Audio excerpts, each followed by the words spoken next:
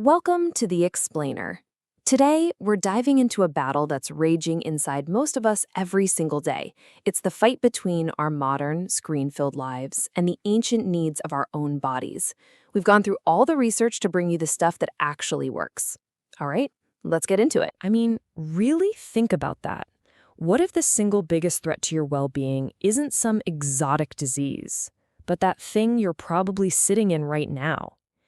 It's a heck of a question, but it's one we absolutely have to ask. Because the simple act of sitting for hours and hours might be a profound danger, and not just to your back. So, to really understand the threat, we first have to appreciate what's on the line. We tend to think of our spine as, just a stack of bones, but it is so much more than that. It is the central pillar of your entire body, a living, dynamic system with some pretty incredible hidden jobs. Yeah, so it's not just a scaffold holding you up. Think about this. Inside its marrow, your spine is a factory, churning out your blood cells. The bones themselves, they're a bank, storing essential minerals like calcium. And maybe the most critical role of all, it's an armored shield for your spinal cord. The absolute superhighway for your entire nervous system. It's a total powerhouse. Okay, so let's start with the most obvious problem, the one we all kind of feel. The direct physical stress that sitting puts on this incredible structure. This is where the simple physics of our bodies comes into play, and it's where a lot of the damage gets its start. Let's zoom right in on these things called intervertebral discs. The best way to think of them is as intelligent cushions. They sit between each of your vertebrae, and their whole job is to absorb the shock of everyday life, walking, running, jumping, and to spread out all that pressure nice and evenly. And here is the problem in a nutshell. When you sit up straight with good posture, the pressure is shared perfectly across that whole cushion. It's happy. But the second you slump, and we all do it, that force gets focused onto one tiny spot, usually at the back of the disc. This squishes it, deforms it, and can push that soft center outwards, where it can start pressing on nerves. And that is when you get some serious pain. So here's the key takeaway. It is almost never one big, dramatic injury that takes your back out. It's what the experts call cumulative trauma. It's the thousands of tiny, harmful movements. It's the prolonged bad posture, repeated day after day after day. It is literally death by 1,000 cuts for your spine. Okay, we've talked about the mechanical stress. I get it, you get it. But this is where the story takes a really sharp and honestly alarming turn. The damage from sitting isn't just structural. It goes way deeper, kicking off a hidden crisis inside our metabolism. Just let that sink in for a moment. While you're sitting there, maybe working at your computer, thinking you're just resting, your body could be starting a chain reaction of negative metabolic changes. This is the part of the science that is just, wow, it's truly shocking. Look at that number. Let it hit you. After just a couple of hours of being inactive from sitting, the activity of a key fat-burning enzyme in your body can plummet by up to 90%. 90! That isn't a slow decline. It's like falling off a cliff. So what's this enzyme? It's called lipoprotein lipase, or LPL for short. Think of it as your body's master fat-burning switch.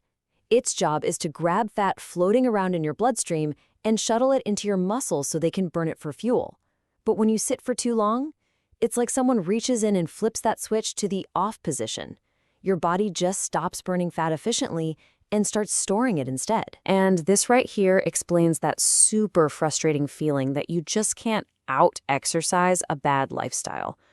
When LPL shuts down, it leads to what's called resistance to exercise. Your body basically becomes worse at using fat for energy. So that heroic hour you spend at the gym, it is fighting a massive uphill battle against the 10 hours you might have spent in a chair that day. Okay, I know that last part was pretty alarming. But the goal here is not to scare you, it's to empower you. Because the good news is, the science also gives us a super clear, intelligent action plan to fight back against all this.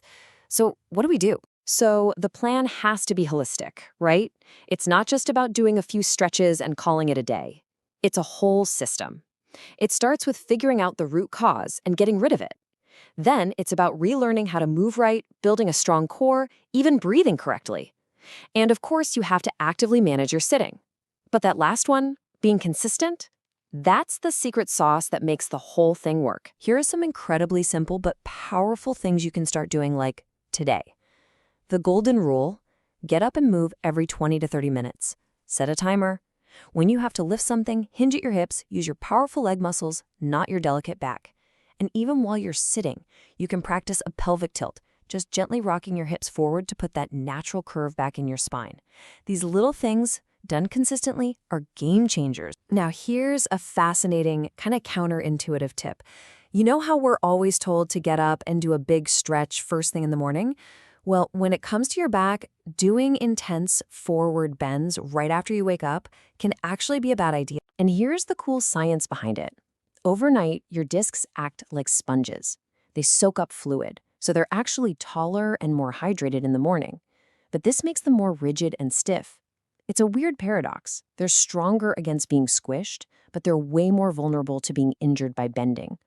So just give your spine an hour or two to wake up and settle before you start asking it to fold in half. So we've covered the nitty-gritty mechanics, the shocking metabolism stuff, and a solid action plan. But for our final thought, let's just zoom all the way out. Because this isn't just about you or me as individuals. This is about our whole society. Seriously, think about it. Think about how many hours our kids spend sitting still, in a chair, at a desk. Knowing what we now know about that metabolic shutdown, about the cumulative trauma, what would our future look like if we decided that frequent movement was a non-negotiable part of every school day? It's a powerful question to think about, with huge implications for the health of the entire next generation.